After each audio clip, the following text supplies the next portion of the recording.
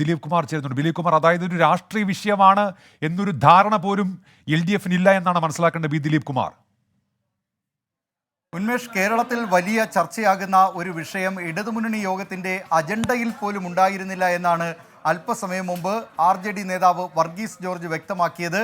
ഈ വിഷയം ADGP MR Ajith Kumar RSS നേതാക്കളെ കണ്ട വിഷയം, അത് കേരളത്തിൻ്റെ പൊതുസമൂഹത്തിൽ അതുമായി ബന്ധപ്പെട്ട ചർച്ചകൾ, അതിനെ അനുകൂലിച്ചും പ്രതികൂലിച്ചും ഒക്കെയുള്ള ചർച്ചകൾ വളരെ സജീവമായി നടക്കുകയാണ്. അങ്ങനെ ഇത്തരം ഒരു ഘട്ടത്തിലാണ് സംസ്ഥാനത്തെ ഭരണമുന്നണിയുടെ യോഗം തിരുവനന്തപുരത്ത് ചേരുന്നത്. ഈ യോഗത്തിൽ ഈ വിഷയം ചർച്ച ചെയ്യും എന്ന് പൊതുവെ വിലയിരുത്തപ്പെടുന്നതാണ്. പക്ഷേ ഈ യോഗത്തിൻ്റെ അജണ്ടയിൽ ഇക്കാര്യം ഉണ്ടായിരുന്നില്ല എന്ന് ഈ യോഗത്തിൽ പങ്കെടുത്ത RJD നേതാവ് വർഗീസ് ജോർജ് പറയുന്നു. അദ്ദേഹത്തിൻ്റെ ആവശ്യപ്രകാരമാണ് ഈ വിഷയം ചർച്ച ചെയ്യണം, കേരളത്തിൽ RSSന്റെ വളർച്ചയെക്കുറിച്ച് ചർച്ച ചെയ്യണം.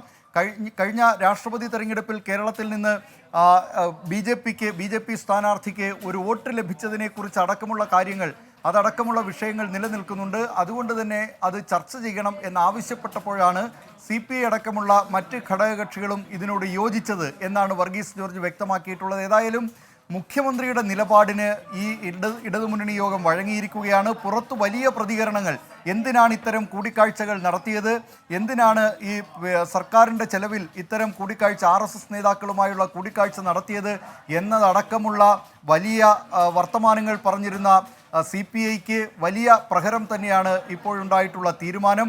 മുഖ്യമന്ത്രി ഒറ്റ വാക്കിൽ ഈ നയം വ്യക്തമാക്കി. ഇപ്പോൾ ഉയർന്നിട്ടുള്ള ഈ വിവാദങ്ങളെല്ലാം അന്വേഷണത്തിൻ്റെ പരിധിയിൽ വരുന്നുണ്ട്. അതുകൊണ്ട് ഈ വിഷയം ചർച്ച ചെയ്യേണ്ടതില്ല, അതിലൊരു തീരുമാനത്തെക്കുറിച്ചുള്ള ആലോചനയെ വേണ്ട എന്ന നിലപാടിലേക്ക് ഇടതുമുന്നണി യോഗം എത്തിയിരുന്നു എന്ന് തന്നെ വേണം കരുതാൻ. LDFന്റെ യോഗം ഇന്നിപ്പോൾ ഈ വിഷയത്തിൽ MR അജിത് കുമാറുമായുള്ള വിഷയത്തിൽ RSS നേതാക്കളെ കണ്ട കാര്യത്തിൽ ഒരു തീരുമാനമെടുക്കാതെ അദ്ദേഹത്തെ ക്രമസമാധാന പാലനത്തിൻ്റെ ചുമതലയിൽ നിന്ന് മാറ്റി നിർത്തണം എന്നുള്ള ഇടതുമുന്നണി ഘടകകക്ഷികൾ പുറത്തു പറഞ്ഞ കാര്യങ്ങൾ, അത് അകത്ത് നടന്ന യോഗത്തിൽ ഏതാണ്ട് ഒരു മണിക്കൂർ മാത്രം നീണ്ട യോഗത്തിൽ ഈ കാര്യങ്ങൾ ഒരു തീരുമാനമാകാതെയാണ് ഇപ്പോൾ പിരിഞ്ഞിരിക്കുന്നത്. ദിലീപ് കുമാർ, അങ്ങനെയെങ്കിൽ ഇപ്പോൾ ഈ ADGPയുടെ സംരക്ഷക സ്ഥാനത്ത് മുഖ്യമന്ത്രി മാത്രമെന്ന് കരുതേണ്ടി വരില്ലേ? ആ നിലയ്ക്ക് കൂടി ആരോപണങ്ങൾ ഉയരുന്ന ഒരു സാഹചര്യം നേരത്തെ ഉണ്ടായിരുന്നു. ഇപ്പോൾ ഈ യോഗത്തിൽ മുഖ്യമന്ത്രിയുടെ വാക്കുകൾ അതേപടി അംഗീകരിച്ചുകൊണ്ട് നേതാക്കളൊക്കെ പുറത്തേക്കിറങ്ങുമ്പോൾ അവർക്ക് ആ തീരുമാനം മാറ്റാൻ കഴിയില്ല. മുഖ്യമന്ത്രി തന്നെ ആ സംരക്ഷക സ്ഥാനത്ത് ഉറച്ചു നിൽക്കുകയും ചെയ്യുന്നു. ഉന്മേഷ്, മുഖ്യമന്ത്രി തന്റെ നിലപാടിൽ ഉറച്ചു നിന്നു. പക്ഷേ ഈ ഘടകകക്ഷി നേതാക്കളൊന്നും പുറത്തു പറഞ്ഞ അഭിപ്രായങ്ങൾ, വളരെ ശക്തിയോടെ പറഞ്ഞ അഭിപ്രായങ്ങൾ ഈ യോഗത്തിൽ ആ നിലയിൽ അത്ര ശക്തിയോടുകൂടി പറഞ്ഞിട്ടില്ല എന്ന് തന്നെ വേണം മനസ്സിലാക്കേണ്ടത്.